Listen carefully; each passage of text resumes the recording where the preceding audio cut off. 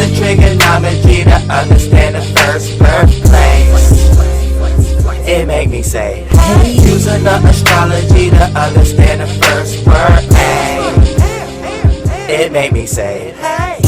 I ain't cordial, please. All of y'all love immortals to me. You look like that little ugly motherfucker off the Lord of the Rings. God opened up that portal for me to travel to a whole nother place. Tell the demons I don't want you in my fucking place. Catch another case, gotta slow down before it get out of hand. How your ass just forgetting the plan. Telling females is not life forms, but y'all call yourselves women and men. Diamond Heart Club space, got y'all in a maze like you playing card games. I stargaze and walk straight through a portal, nigga, that's a Stargate. I'm lighting up through the night, but all I see is cosmic rays.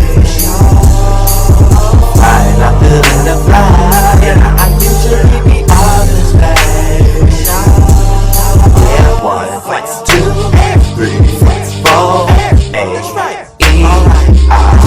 oh, you, not that. It might be all in your mind. It got me like, hey.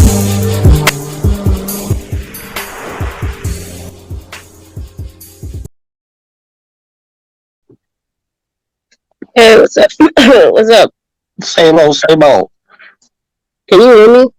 Loud and clear. Okay, cool. Sorry, I have kind of two questions, but I guess I'll ask one because it might correlate to the second question. Let's get it.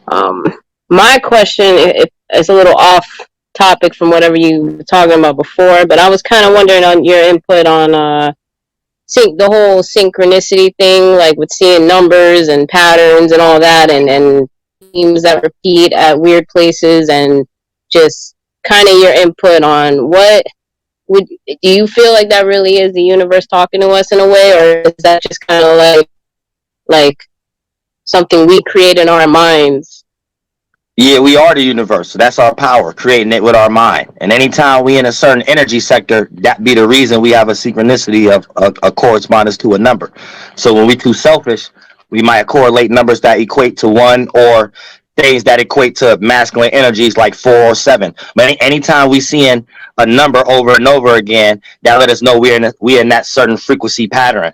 And depending on how we're in that frequency pattern, we dissect it based on the outcome. If it's a positive, negative, or a mundane outcome. Mundane means it ain't really much going on.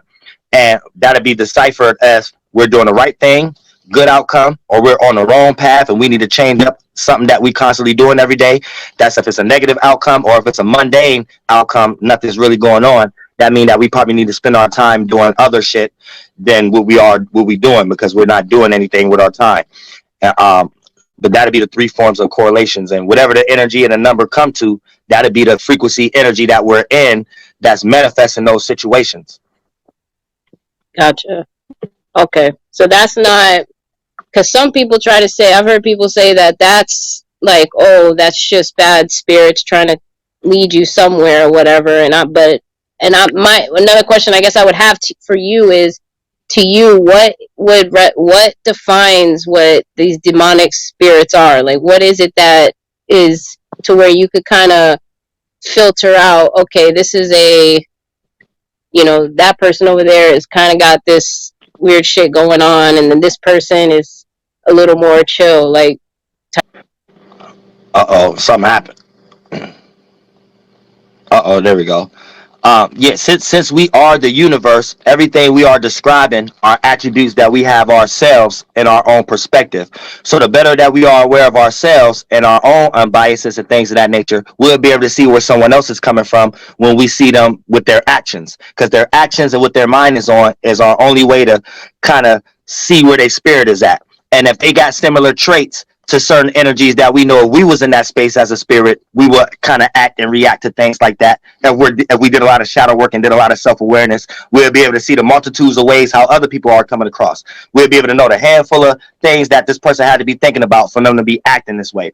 And then when we get into that energy, that's how we're able to decipher the difference between a person being a demon, or a person might just be using their energy and not knowing that they're a demon at the moment, or someone who really got good intentions. But all of these are energies that we are. I don't know if is the okay. Oh, there. I don't know if my screen just like. Oh yeah, you back now.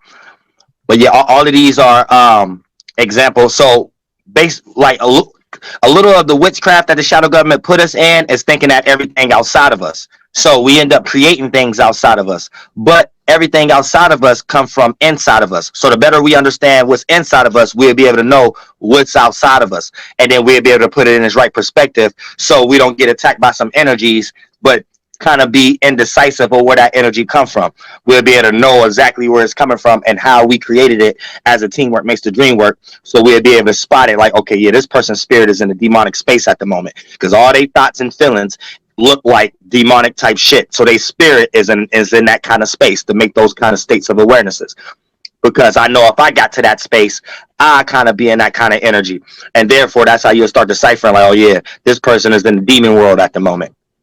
But it's not like the demon world is necessarily something that we're not in and it's affecting us. It's something that we create and we participate by manifesting it here. And us giving it names and titles is our best way of understanding it and trapping it, so we can always know when we're dealing with that and not and let it go when it's overwhelming us. Okay, I hear you on that. Okay, that okay, cool. That was the only questions I had. I just want to say hi and okay.